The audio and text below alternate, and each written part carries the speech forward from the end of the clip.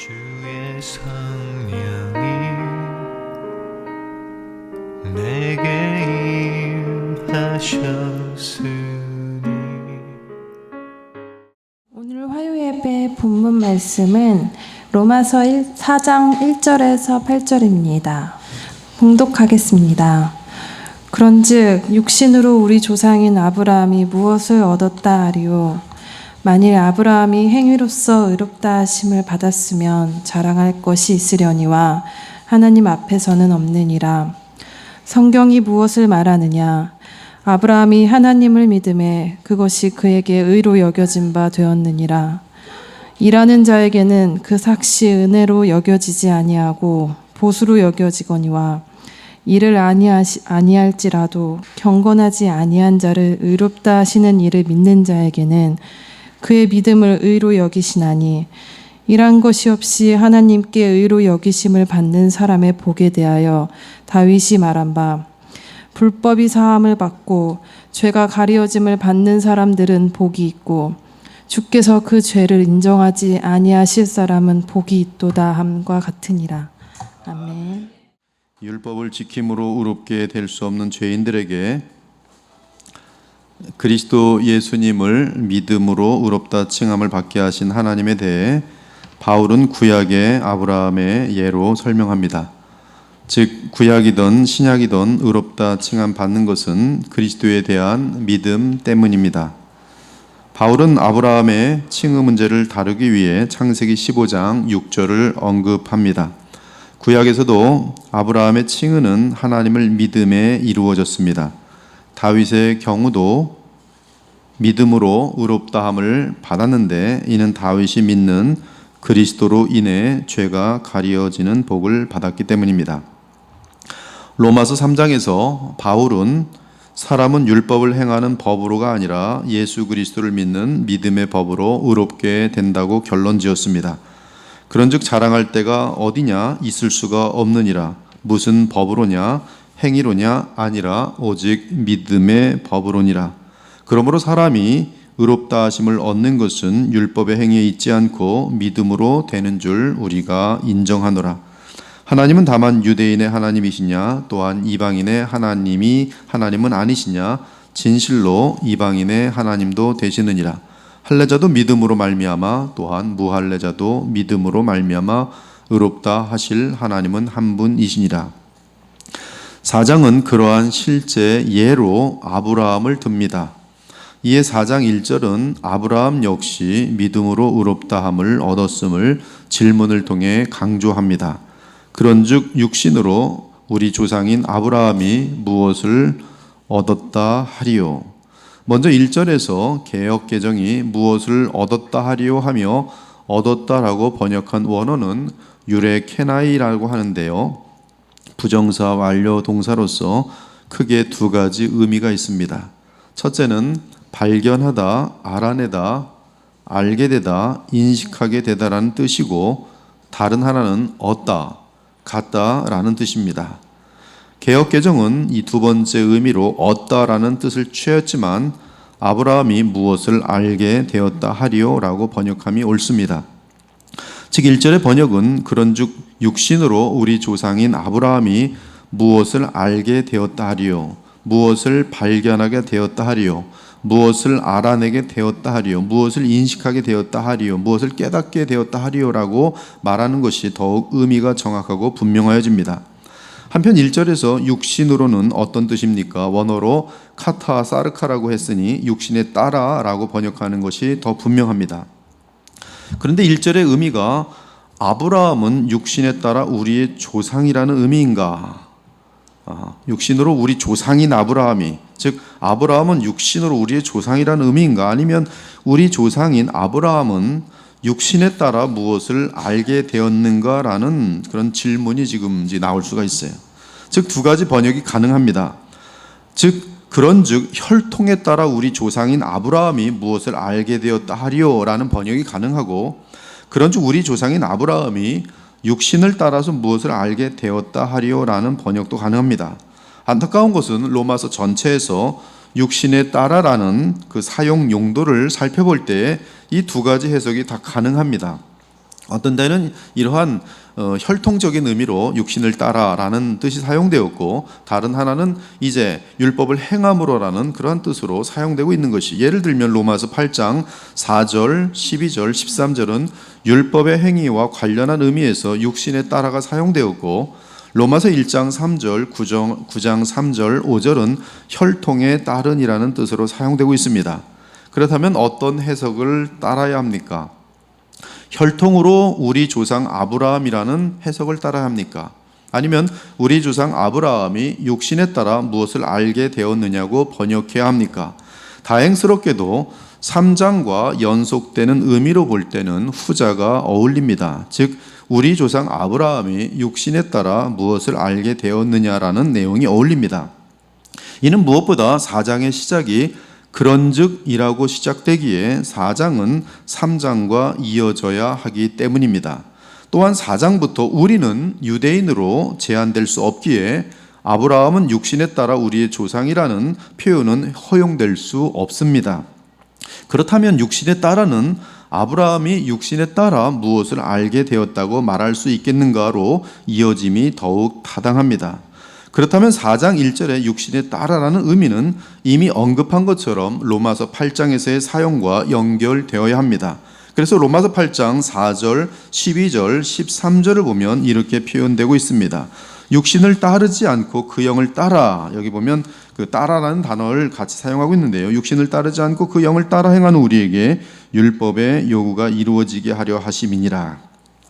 12절, 그러므로 형제들아 우리가 빚진 자로 돼 육신에게 져서 육신대로 살 것이 아니니라. 13절, 너희가 육신대로 살면 반드시 죽을 것이로되 영으로서 몸의 행실을 죽이면 살리니 무릇 하나님의 영으로 인도함을 받는 사람은 곧 하나님의 아들이라. 지금 로마서 8장은 그 의에 대해서 말하고 있는 것이, 즉 율법의 요구를 이루는 방법에 있어서 성령을 따르지 않고 인간의 힘을 따르는 것을 육신을 따라라고 사용하고 있습니다. 물론 인간의 힘은 옛사람의 힘을 뜻합니다. 즉 복음의 능력을 힘입지 않고 죄성으로 가득한 옛사람을 따라 율법의 요구를 이루는 것은 불가능하다는 뜻입니다.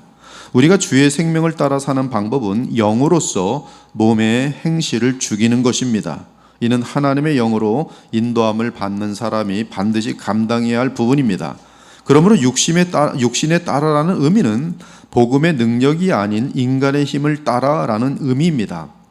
그렇다면 4장 1절은 그런즉 우리 조상인 아브라함이 믿음이 아닌 자기 생각과 힘에 따라 행함으로 무엇을 알게 되었다 하리요, 무엇을 발견했다 하리요라고 번역하면 그 의미가 분명해집니다.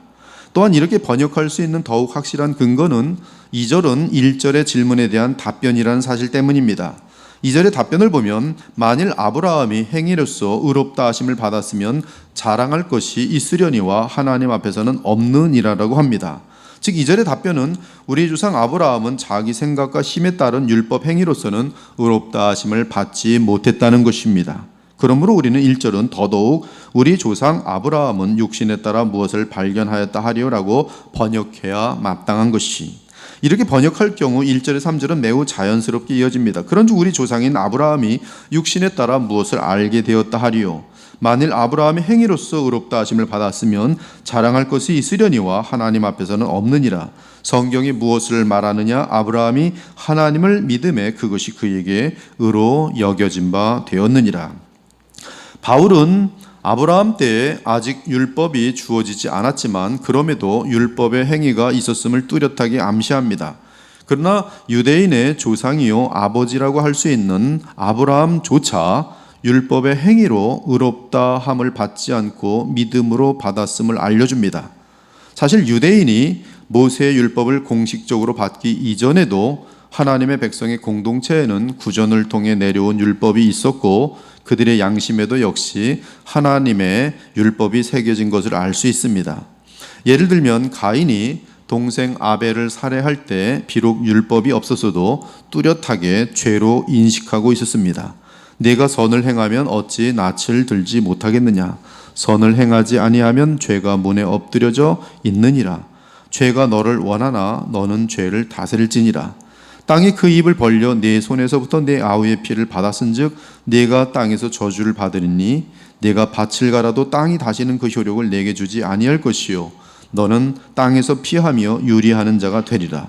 가인이 여호와께 아뢰되 내 죄벌이 지기가 너무 무거우니이다.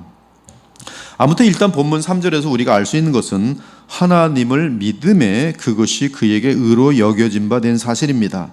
즉 이 의로 여겨졌다는 말은 그냥 한국말로 칭의라고 하는데 의로 칭하여졌다 같은 말이에요. 칭의는 하나님을 믿음에 되는 것이지 하나님을 믿으면서 믿음으로 되는 것이지 인간의 힘으로 어떤 율법을 지킴으로 될 수 있는 것이 아니다라는 말씀이 여러분 지금 이 내용은 여러분들에게는 대단히 반복되면서 쉽게 여겨지지만 이것은 지금 복음의 지금 가장 중요한 핵심을 지금 누차 강조하고 있는 것이 대단히 소중한 내용입니다. 오늘 사실 이 로마서 4장의 내용은 이미 우리가 목요일 날 로마서 원어 강의가 다 마쳐진 가운데에서 나름대로 제가 가장 소중한 내용을 지금 끄집어서 여러분들하고 재확인하고 있는 순간들입니다.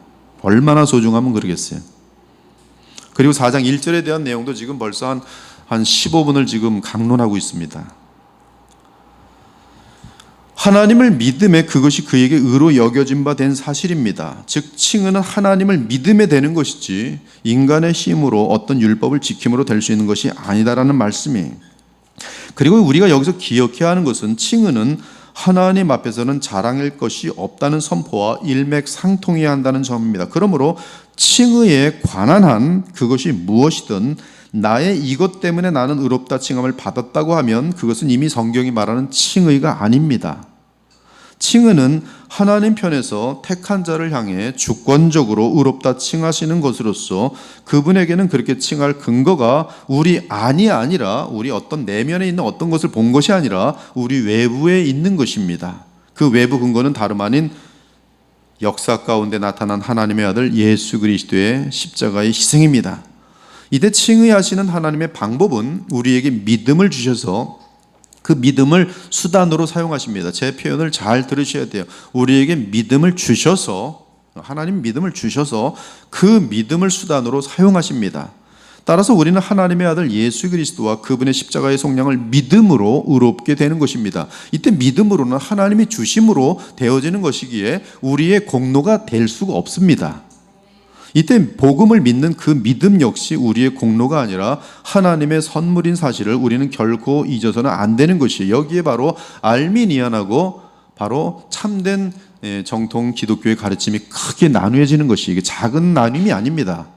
돌투 신앙 고백에서는 이러한 것에 대해서 저주를 내릴 정도로 공교회가 선포한 것입니다. 그 당시에 공교회는 하나였어요. 작은 문제가 아닙니다. 너희는 그 은혜로 인하여 믿음으로 말미암아 구원을 받았으니 이것은 너희에게서 난 것이 아니요 하나님의 선물이라 행위에서 난 것이 아니니 이는 누구든지 자랑하지 못하게 함이라. 그러므로 2절의 의미는 만일 아브라함이 자기에게 속한 율법의 행위로서 의롭다 하심을 얻었으면 하나님 앞에서도 자랑할 것이 있겠으나 전혀 그렇지 않다. 그는 자기에게 속한 어떤 것으로 의롭다 칭함을 받은 것이 아니니 결코 하나님 앞에서 자랑할 것이 없다라고 말할 수 있습니다. 이 사실을 더욱 구체적으로 설명하기 위해 바울은 아브라함에 대한 칭의의 구절을 구약 구절을 인용합니다. 아브라함이 하나님을 믿음에 그것이 그에게 의로 여겨진 바 되었느니라. 한편 바울이 인용한 창세기 15장 6절의 문맥은 이러합니다. 아브라함이 또 이르되 주께서 내게 씨를 주지 아니하셨으니 내 집에서 길린 자가 내 상속자가 될 것이니이다. 여호와의 말씀이 그에게 임하여 이르시되 그 사람이 내 상속자가 아니라 내 몸에서 날 자가 내 상속자가 되리라 하시고 그를 이끌고 밖으로 나가 이르시되 하늘을 우러러 무뼈를 셀 수 있나 보라. 또 그에게 이르시되 내 자손이 이와 같으리라. 아브라함이 여호와를 믿으니 여호와께서 이를 그의 의로 여기시고 또 그에게 이르시되 나는 이 땅을 내게 주어 소유를 삼게 하려고 너를 갈대아인의 우르에서 이끌어낸 여호와니라. 아브라함의 믿음은 불가능해 보이는 약속이지만 그것을 약속하시는 분이 지금까지 경험해 왔던 하나님이시기에 하나님을 믿습니다. 이는 하나님이 약속하신 그 약속이 반드시 이루어질 것을 믿는 것과 다름없습니다. 하나님의 약속은 지금 이 창세기 15장의 내용은 84세 정도에 그가 아직 자녀 하나 없고 심지어 사라는 자녀를 낳을 수 있을 가능성이 전혀 없는 가운데 내 자손이 하늘의 무별처럼 많을 것이라는 것이었어요. 이것은 지금 84세 때의 사건입니다. 이 약속은 하나님께서 아브라함을 처음에 부르실 때에 75세 때 부르시면서 이 하란에서 맨 처음에 갈대아 우르에서 불렀다가 하란에서 있다가 데라가 죽은 다음에 하란에서 부르실 때가 75세입니다. 그러니까 갈대아 우르에서 부를 때는 언젠지 우리가 나이를 알 수 없어요. 근데 이 약속은 하나님께서 아브라함을 처음에 부르실 때의 약속으로서 심지어 아브라함이 99세가 될 때까지 이어지는 약속이었어요. 그래서 마지막 100세가 되기 전에도 또 나타나셔서 하나님께서는 다시 그 약속을 하십니다. 창세기 12장에 보면 그를 부르시면서 하신 약속인데 여호와께서 아브라함에게 이르시되 너는 너의 고향과 친척과 아버지의 집을 떠나 내가 네게 보여줄 땅으로 가라. 내가 너로 큰 민족을 이루고 네게 복을 주어 네 이름을 창대하게 하리니 너는 복이 될지라. 너를 축복하는 자에게는 내가 복을 내리고 너를 저주하는 자에게는 내가 저주하리니 땅의 모든 족속이 너로 말미암아 복을 얻을 것이라. 즉 아브라함의 믿음은 하나님의 언약, 즉 땅과 땅의 모든 족속이 너로 말미암아 복을 얻음에 대한 것이며, 이를 믿는 것은 하나님의 자비와 능력과 함께 하나님 그분을 신뢰함을 뜻합니다. 여기서 아브라함은 아무런 것을 행하지 않았습니다. 심지어 약속마저 하나님께서 일방적으로 하십니다. 아브라함은 하나님께서 은혜로 부르신 후 또한 그 마음에 주신 믿음에 의해 하나님과 그분의 약속을 진심으로 믿었을 뿐입니다. 그 믿음은 여러 차례 시련을 거치지만, 그렇죠? 여러 차례 그 엘리멜렉에게나 하라고 얘기를 하고 또 무슨 하갈에 대한 그런 사건들도 있고요. 아브라함은 하나님께서 은혜로 부르신 다음에 그 아브라함이 가지고 있는 믿음은 여러 차례 시련을 거칩니다. 그래서 잠시 곁길로 빠져 하갈로부터 이스마엘을 낳는 실수도 하지만, 그럼에도 하나님께서 아브라함의 믿음을 붙들어 주심으로 그의 믿음은 이삭을 얻을 때까지 흔들리지 않았습니다.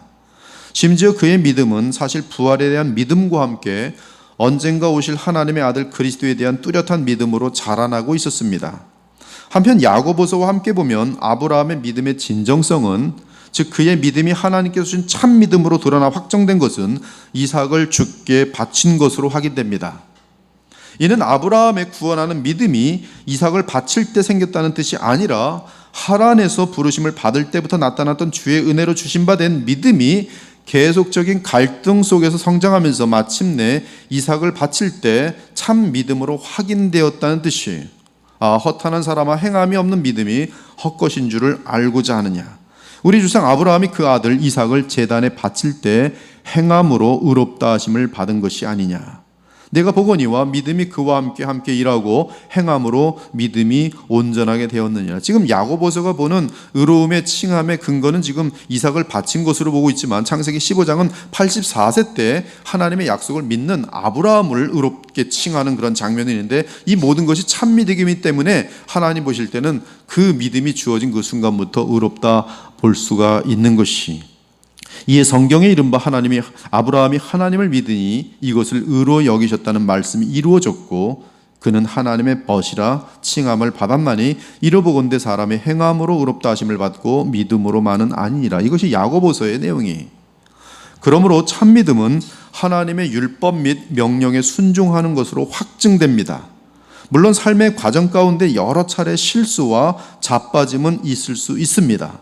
그러나 참된 믿음은 반드시 주 예수 그리스도의 십자가의 대속과 부활을 믿음으로 죄와 싸워 승리하는 순종의 모습으로 나타난다는 말씀이, 즉 아브라함이 이삭을 제단에 바침으로 그의 믿음이 산 믿음으로 입증되었던 것이에요. 원래 산 믿음이지만 입증되는 순간은 그때가 되는 것이. 이처럼 하나님께서 주신 믿음은 반드시 하나님의 약속에 대한 믿음으로 나타나며, 그 믿음은 삶 속에서 그리스도를 향한 순종으로 참 믿음임이 확증됩니다. 이것이 아브라함의 삶을 통하여 우리가 믿음을 배우는 것이. 아무튼 아브라함이 칭의를 받는 것은 하나님이 주신 믿음에 의해 주의 약속의 그 믿음을 나타내는 것이기에 하나님 앞에서 자랑할 것이 전혀 없습니다. 이제 4절 이하를 보면 어떤 개인이 의롭다 칭함을 받는 때에 대해 알 수 있는데, 그때는 경건하지 아니한 자를 의롭다 하시는 이를 믿는 때입니다. 사랑하는 여러분, 복음에 대해서 지금 우리 교회는 복음이 엄청나게 지금 선포되는데요. 아브라함도 지금 하나님에 대해서 이 경험적으로 처음부터 믿어옵니다. 하나님을 인격적으로 믿어요. 경험도 해보면서 뭐 애굽에 내려갔다가 죽을 뻔했는데 살려주시고 뭐 여러 가지 경험들 통해서 하나님을 믿는데, 근데 그가 의롭게 되는 칭의를 믿는 믿음은 무엇과 연결되냐 하면 바로 예수 그리스도와 연결돼요. 그래서 교회는 칭의에 대한 이 부분이 정확하게 되기 위해서는 예수님의 십자가가 선포돼야 됩니다.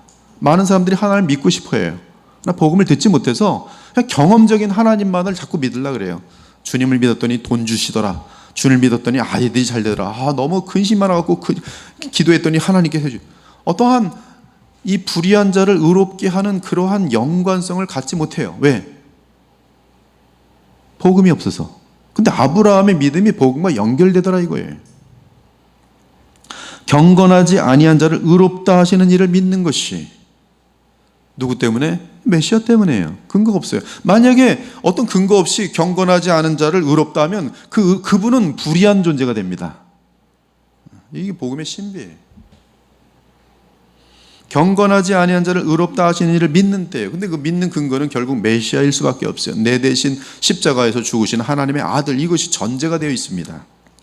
즉 우리의 자유의지를 통해 대속을 통한 칭의에 대한 믿음이 표현되는 때가 그가 행함이 없을지라도 그의 믿음에 의해 의로 여김을 받게 되는 것이, 그러므로 이 칭의에 대한 믿음은 엄청나게 중요한 것입니다.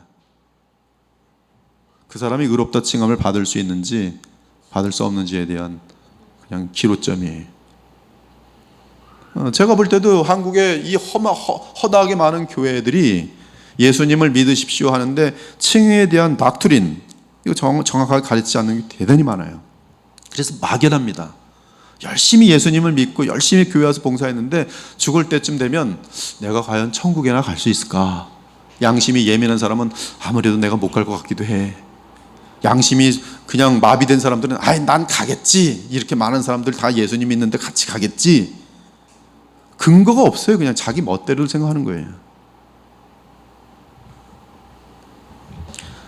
경건하지 않은 자를 의롭다 하신 이를 믿는 거지. 그러므로 아브라함은 하란에서부터 하나님을 따르는 믿음을 보였지만 그가 의롭게 된 때는 창세기 15장 6절로서 하나님의 약속에 대한 믿음이 표현된 때라고 알려줍니다. 이는 그리스도 및 그분의 대속을 믿는 것으로 이어지도록 되어 있다 이 말씀이. 그러므로 이는 창세기 15장 6절에 표현된 아브라함의 믿음은 15장에서는 그래서 이 하나님께서 약속하시는 이 희생 제물에 대한 그 어떤 큰 언약의 체결을 하시는 과정이 들어있죠. 그래서 아브라함의 믿음은 정확하게 장래 오실 메시아와 그분의 대속을 믿었음을 알 수 있습니다. 하지만 의롭다 칭함에 관한 한 믿음을 표현한 아브라함에게조차 여전히 그 어떤 공로가 있는 것으로 간주하지 않습니다. 사랑 여러분, 행위의 법은 주장할 권리가 사람에게 주어집니다. 만일 어떤 사람이 행위로 율법을 완전하게 영원히 지킨다면 하나님은 율법의 약속에 따라 반드시 영생을 주셔야 할 것이에요. 다시 한번 창세기 15장에 보면은 15장 6절에 보면 아브라함이 여호와를 믿으니 여호와께서 이를 그의 의로 여기시고, 그 다음에 10절 그 이하를 보면은 10절부터 쭉 이하를 보면은 결국 그것이 지금 17절 같은 데 보면은 정확하게 예수 그리스도의 그 십자가의 그 약속으로 이어지는 것을 창세기 15장에서 볼 수 있다는 말씀이에요. 그러나 죄로 부패한 인간은 인간의 법으로 의롭게 될 수 없는 것이 자명합니다. 그러므로 구원을 얻는 칭의에 있어서 그것은 행위의 법을 따라 되는 것이 아니라 오직 믿음의 법을 따라 되는 것이지만, 칭의에 대한 믿음의 내용은 장래 오실 아브라함의 씨 및 그의 대속에 대한 믿음으로 반드시 이어지도록 되어 있어요. 창세기 15장 6절 그 배경 속에 이 십자가의 사건이 다 담겨 있다 이 말씀이. 이에 의롭다 칭함을 받는 것은 인간의 율법 행위, 즉 육신에 따라 될 수 없고 오직 믿음으로 되며, 그 믿음은 아브라함처럼 하나님의 약속에 대한 것으로서 그 약속은 그리스도와 그분의 십자가의 대속의 핵심인 것입니다. 그러므로 그들이 의를 얻을 수 있는 길은 하나님께서 자비 가운데 베풀어 주신 믿음의 법의 길로서 예수 그리스도를 믿음으로 얻는 칭의입니다. 감동들이 없죠? 괜찮아요. 근데 이런 것들이 논리적으로 여러분의 마음속에 체계가 잡혀져야지 믿음이 흔들리지가 않아요. 내가 천국 가는 것은 누구 덕이에요? 오직 예수 그리스도 덕이에요. 그것이 우리로 천국을 인도하는 것이. 또한 바울은 그 어떤 사람도 행함으로 의롭게 될 수 없는 불의한 자라는 사실을 분명하게 하기 위해 모든 인간의 부패를 선포하기 위해 사용하였던 동일한 단어, 즉 경건하지 아니한 자를 의롭다 하시는 하나님을 대조하여 나타냅니다. 이로써 칭의의 구원은 오직 믿음의 법 외에 없으며 오직 하나님의 자비 외에 다른 길이 없습니다. 그리고 그 믿음은 장래 오실 그리스도와 그분의 대속에 대한 믿음입니다. 즉 예수 그리스도께서 우리를 위해 율법의 저주를 감당하시고 또한 그의 완전한 순종으로 얻은 의를 우리에게 주심으로 우리를 칭의의 대상으로 삼으신 것입니다. 이에 대해 바울은 다시 구체적으로 죄악되고 불의한 경건하지 않은 상태에 있던 다윗의 사례를 끄집어냅니다. 이란 것이 없이 하나님께 의로 여기심을 받는 사람의 복에 대하여 다윗이 말한 바 불법이 사함을 받고 죄가 가리어짐을 받는 사람들은 복이 있고 주께서 그 죄를 인정하지 아니하실 사람은 복이 있도다 함과 같으니라. 4장 6절은 아무런 공로가 없으나 하나님으로부터 의를 이룬 사람으로 여기시는 사람의 복에 대해 다윗이 말하였다고 알려줍니다. 여기서 여기셨다는 원어는 로기 제타인데 권위 있는 영어 성경 번역을 보면 여러 뜻으로 된 것을 알 수 있어요. 킹 제임스 버전은 unto whom God impute, 정확하게 전가되다라는 그냥 신학적인 용어를 같이 사용합니다. impute, righteousness without works 이렇게 돼 있어요. 그 뉴 아메리칸 스탠다드 바이블 가장 원어에 가깝다는 번역으로 권위 있는 것입니다. Upon the man to whom God reckons righteousness apart from works. 여긴 여기다 이렇게 돼 있어요. 여기다. 아무런 의가 없지만 하나님은 그가 행함이 없었도록 율법에 대한 어떤 일이 없어도 reckon righteousness 여기다 의롭게 여긴다. NIV는 뉴 인터내셔널 버전은 여기 뭐라고 되어 있냐면 the man to whom God credits righteousness apart from works. 그 사람에게 의가 있는 것처럼 크레딧을 주다. 그에게 의를 넘기다. New Living Translation은 describing the happiness of an undeserving sinner who is declared to be righteous. 의롭다 선포되어진 그러한 죄인들의 행복에 대해서 이렇게 얘기했어요. 아브라함의 경우와 마찬가지로 다윗도 행함과 무관하게 행함이 없음에도 하나님이 의롭게 여기는, 의롭게 칭하는, 의로움을 전가하는 사람의 복에 대해 말하였습니다. 그것은 시편 32편 1절에서 2절인데요. 허물의 사함을 받고 자신의 죄가 가려진 자는 복이 있도다. 마음에 간사함이 없고 여호와께 정죄를 당하지 아니하는 자는 복이 있도다. 시편 32편 1절과 2절이. 바울은 시편을 헬라어로 인용하면서 죄가 가려진 자라고 말합니다. 여기서 가려졌다는 원어는 에피칼루토인데 특이한 것은 피, 즉 주의 보혈로 죄를 덮다는 뜻이 담겨 있습니다. 그래서 7절은 불법 행위를 사함받고 그의 죄악이 피로 덮여 가려진 사람들은 복되도라고 번역됩니다. 어마어마한 내용이. 이러한 복된 상태에 대해 바울은 골로새서에서 우리를 거스르고 불리하게 하는 법조문으로 쓴 증서를 지우시고 제어 버리사 십자가에 못 박으시고, 정확한 뜻이 여러분의 모든 죄, 여러분이 죽음과 함께 주님 품으로 갈 때 여러분의 모든 죄는 전혀 없는 거예요. 죄를 짓지 않은 것처럼 되어지는 것이 복이 지금 칭의의 복입니다. 엄청나게 많은 죄악들이 있어요. 지금 다윗 같은 경우는 말로 다 할 수 없는 범죄입니다. 무서운 범죄. 이건 뭐 사기죄에다가 살인죄에다가 뭐 너무 간교한 위선죄에다가 끝도 없어요. 무한한 죄입니다. 근데 그 죄가 짓지 않은 것처럼 간주되어지는 자에 대한 복을 얘기하고 있어요. 어떻게? 피로 그 죄가 가리워졌다. 가리워졌다. 우리를 거스르고, 왜 거스러요? 이 죄가 있다면, 해결되지 않다면 반드시 지옥불로 떨어질 수밖에 없는 율법의 공의로운 형량에 의해서, 공의로운 선포에 의해서 우리는 저주를 받을 수 없는데, 그리고 우리를 불리하게 하는 법조문으로 쓴 증서를 지우시고, 우리 임수길 집사님 지은 모든 인생의 범죄가 다 지워졌어요. 제가 하면 죄를 진 것 같은데 죄의 근거가 없네. 다 지워졌어요. 제하여 버리시고 십자가에 못 박으시고. 다른 성경에서는 동일한 개념을 선포하는데, 동이 서에서 먼 것 같이 우리의 죄가를 우리에게서 멀리 옮기셨으며.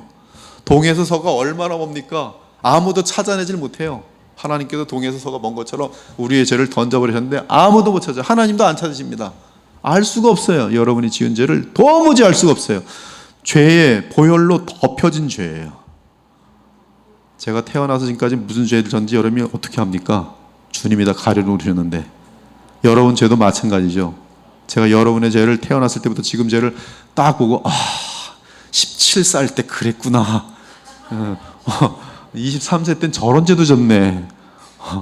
얼마나 황당하고 지금 우리 모두가 얼굴 붉히면서 뭐 어디 서로 얼굴도 못 볼 겁니다.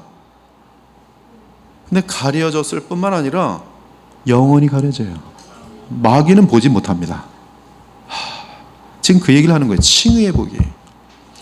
두 가지의 복인데 계속하죠. 다시 우리를 불쌍히 여기시고 우리의 죄악을 발로 밟으시고 우리의 모든 죄를 깊은 바다에 던지시리이다. 하나님께서 깊은 바다에 던지셨는데 아무도 못 찾아요. 이 얼마나 감사합니까?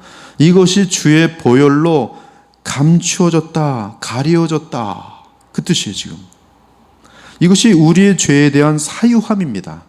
우리의 죄사함이, 우리의 죄가 가리워짐이, 이것이 칭의. 그리고 다시 8절을 보면 다윗의 글에서 바울은 또다시 로기 제타이를 사용하는데, 그런데 이때는 의에 대한 것이 아니라 죄를 인정하지 않는다는 뜻으로 부정형으로 사용되고 있어요. 즉 그 죄가 고려되지 않는다, 인정되지 않는다, 이렇게 번역돼요. 그래서 NASB의 업데이트 버전은 The man whose sin the Lord will not take into account. 그가 지은 죄에 대해서 아예 기억조차 하지 않고 고려치 않고 인정하지 않아요. 뉴 인터내셔널 버전은 The man whose sin the Lord will never count against him. 그가 죄를 진 것으로 카운트가 되지 않는단 말이에요. 전혀. 하나님 보실 때는 죄를 안 진 거하고 똑같아요. 그것이 좀 칭이에요. 그러므로 우리는 칭을 하는 단어와 더불어 오늘 이 지금 4장 1절에서 8절에서 너무나 분명한 두 가지 사건을 알 수 있는데, 하나는 5절처럼 공로가 없어도 의롭다 하는 것과, 여러분 아무 공로가 없는데 그 사람이 이 의를 다 이룬 것으로 간주해줘요. 그것이 칭의예요. 그래서 일한 것이 없어도 의롭다 하는 것과, 또 경건하지 않은 죄인의 불법 행위들에 대해 그 죄를 인정하지 않는 이 두 가지가 칭의에 속하는 것이, 여러분이 지은 죄를 하나도 짓지 않은 것처럼 만들어 놓으시고 또 하나도 행한 것이 없는데 다 행한 것처럼 만들어주는 게 칭의. 근데 그 칭의가 아브라함 15장 6절의 내용인데, 이 내용이 바로 십자가와 연결되더란 믿음이에요. 그 믿음이 언제 가졌는가? 84세 때 가진 거, 75세가 아니라. 그리고 그 믿음의 확증은 다시 한번 그 야고보서가 말한 것처럼 그가 이삭이 다 자라났을 때 바치는 사건으로 나타나요. 그것은 수십 년 후입니다.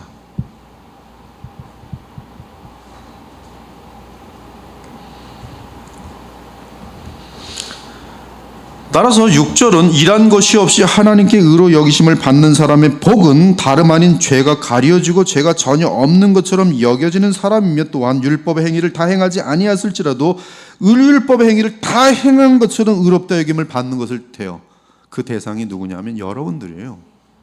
그런 지금 여러분들은 지금 성경에서 복음 안에서 볼 때 하나님 보실 때는 의인들이기 때문에 영생을 주시는 것이고, 또 율법의 형량대로 저주를 내리셔야 되는데 저주 내릴 게 하나도 없는 거예요. 죄를 안 지은 것처럼 간주가 되어버리기 때문에. 그것이 오늘 로마서 4장 1절에서 8절이에요. 원어의 깊은 의미로 여러분들에게 설명한 내용이, 여러분 특권을 누리고 있는 거예요. 지금 권위 있게, 제가 지금 영어 버전도 권위 있는 버전만 지금 다루잖아요. 믿어도 되는 거예요. 목사님 저 죄가 많은데요. 예수님 사랑하시면 끝나는 거예요. 예수님 믿으시면 끝나는 거예요. 그러므로 믿음의 법은 율법에 대해 온전하게 행한 것이 없이도 의롭다 칭함을 받아 의로운 사람으로 여겨지는 것이며, 신자의 죄는 다 용서함 받아서 심지어 지은 죄를 짓지 아니한 것처럼 여겨지는 것이, 이것이 칭의입니다. 이 두 가지의 내용이 오늘 4장 1절에서 8절에 뚜렷하게 담겨 있어요. 어떻게 이러한 칭의가 가능합니까? 어떻게 이러한 칭의가 가능합니까? 그렇습니다. 예수 그리스도를 믿음으로 가능해요. 그래서 우리는 이러한 성경 전체를 이미 다 받은 입장에서 예수님을 선포해야 되는 것이, 예수님 선포하지 않는 설교는 칭의의 설교가 아니에요. 의롭다 칭함도 받을 수 없고 죄 문제가 해결되지 않도록 돼 있어요. 답답할 노릇이죠. 우리 그리스도의 보혈교회는 이 시대를 향해서 이 복음을 잃은, 즉 칭의를 잃은 많은 교회들에게 다시 알려주는 역할만 하면 돼요. 그들에게 믿음이 있을 겁니다. 분명히 하나님을 향한 간절함이 있을 것이에요. 그러나 그 믿음이 어디까지 와야 되냐면 복음을 듣는 믿음까지 와야 돼요. 그리고 칭의에 대해서 정확히 알아야 돼요. 여러분들도 어렸을 적부터 하나님을 믿었을 것입니다. 그러나 그리스도의 보혈교회에 와서 오늘 칭의에 대해서 정확히 듣는 것이에요. 이걸 10년 전에 듣고 20년 전에 들었으면 얼마나 좋았겠습니까? 그렇다면 더더욱 정말로 죄와의 싸움이나 이런 것들을 목표로 하여 정확한 신학적인 체제를 가지면서 정말 칼빈처럼 닮아 있을 사람들이 한둘이 아닐 것이, 그리고 구원에 대한 흔들림이나 내가 천국 갈 수 있을까 말까 이런 고민 이미 옛날에 더 넘어간 거기 때문에 다른 문제 가지고 다루게 돼 있어요. 근데 오늘 이 기본적인 내용을 여러분들에게 오늘 이 7월 16일 화요일 날, 중요합니다. 정말 중요해요. 다시 한번 정리합니다. 어떻게 이러한 칭의가 가능합니까? 그렇습니다. 예수 그리스도를 믿음으로 가능해요. 마귀는 이 칭의를 흔들려고 합니다. 이 칭을 흔들려고 해요. 알미니우스 이단 이 칭을 흔들려고 해요. 네가 훌륭하기 때문에 의롭게 되는 거야. 우리 가봐야 알지. 세계적으로 유명한 학자라는 사람이 가봐야 알지요 그랬어요. 유보적 칭의론, 굉장히 무서운, 보이지 않는 간교한 마귀 역사들이. 지금 여러분들 신학계를 몰라서 그런데요, 지금 미국을 휩쓸고 있는 것이 칭의에 대해서 흔들어 놓는 가르침들이. 그리고 바르게 살아야지. 왜? 너희들은 칭의 믿고 엉망으로 살잖아. 의롭지 않은 자를 의롭다 하는 하나님을 믿고서 엉망으로 살잖아. 안 되지. 그럴 리가 없지. 바르게 살아야지. 얼만큼 바르게 살아야지 구원받아요. 나도 모르지. 가봐야 알지. 아무도 구원의 확신을 가질 수가 없는 거예요. 카톨릭이 정확히 구원의 확신을 절대로 못 갖게 합니다.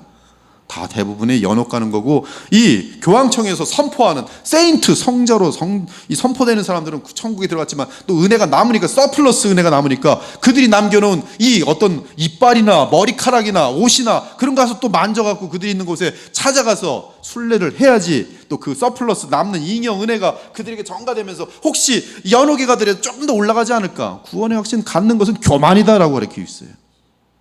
그러나 성경은 지금 로마 사정에서 정확하게 다윗과 아브라함을 통해서 칭의에 대해서 알려주고 있어요. 예수 그리스도를 믿음으로 되는 거예요. 이때 그 믿음은 그리스도와 우리를 법적으로 그리고 또한 영적으로 연합시킵니다. 무엇보다 법적인 연합에 의해 예수 그리스도의 완전한 의가 우리에게 전가되고, 그래서 이 신데렐라 내용은 상당히 복음적이에요. 완전 거지 신데렐라와 왕자와 결혼했더니 신데렐라가 왕비가 되고, 그 다음에 왕자는 얼마나 이러한 형편없는 여자랑 결혼해서 욕을 바가지로 먹었겠어요.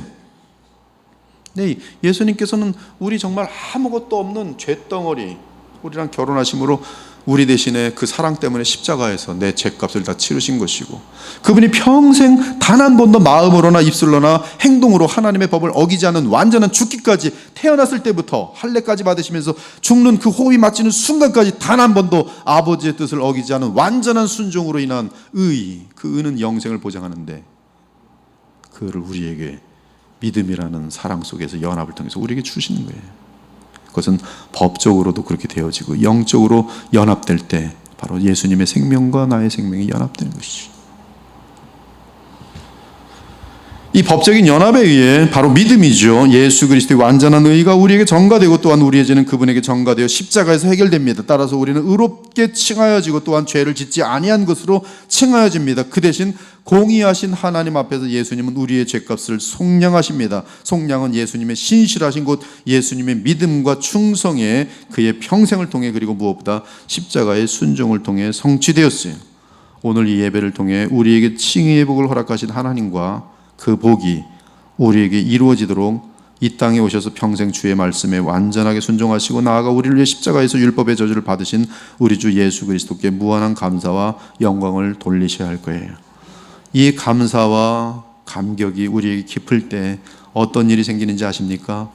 두려움으로 하나님 말씀을 지키게 되는 것이 아니라, 혹시 지옥 갈까봐 지키게 되는 게 아니라, 놀라운 무한한 하나님의 사랑 감사해서 이제는 주님의 기쁨이 되고 싶어서 주의 말씀을 다시금 지키게 되는 것이, 그것이 바로 복음의 힘이고 하나님의 그리스도의 사랑이 나를 강권하여서 누가 뭘 안 줘도, 누가 알아주지 않아도 바로 이 무한한 칭의의 은혜와 사랑 때문에 주께 충성할 수 있게 되는 것이, 그 충성을 하나님이 기뻐하시는 것이, 혹시 충성 안 하면 나를 저 지옥에 떨어뜨린 게 아닐까, 이런 식의 충성 하나님께서 기뻐하잖아요.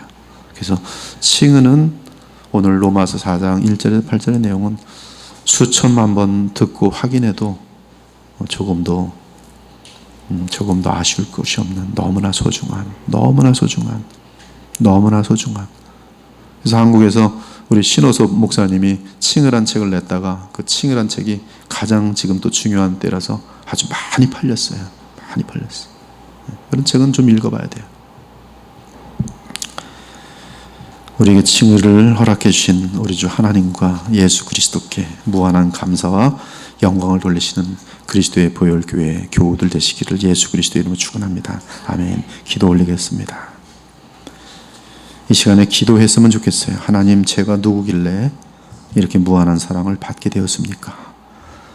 내가 호흡 마칠 때까지 짓는 죄악들이 계속 있을 텐데 주님은 그 모든 죄악을 예수님 안에서 아예 짓지 않은 것처럼 간주하신다 하시니 이 은혜가 도대체 얼마나 큽니까? 이를 위하여 나의 주 예수께서 십자가에서 내 대신 죄값을 치르셨으니 감사합니다. 내가 또한 하나님 나라 들어가는 것과 지금도 영생을 누리는 것은 내게 어떤 의의가 있어서가 아니라 주께서 이루신 완전한 의를 내게 있는 것처럼 나에게 전가해 주심으로 하나님께서 그 전가된 의를 보시고 우리에게 영생을 주신 것 알 때 이제 새 생명 주신 주님을 위해서 그 생명으로 살아야겠다라는 결단을 하시기를 원합니다. 이 시간에 각자 칭의하신 하나님께 이 두 가지 의미 속에서 감사의 기도를 잠깐 드렸으면 좋겠습니다. 오늘 복음의 가장 중요한 핵심이 선포된 것이라고 보아셔도 되겠습니다. 이 시간에 그 복음은 우리가 믿음으로 받을 때 무한한 감사가 나오게 되어 있어요. 이 시간에 주님께 감사하시면 될 것 같습니다. 간절한 마음으로 한 30초 정도 더 깊게 감사하시길 원합니다.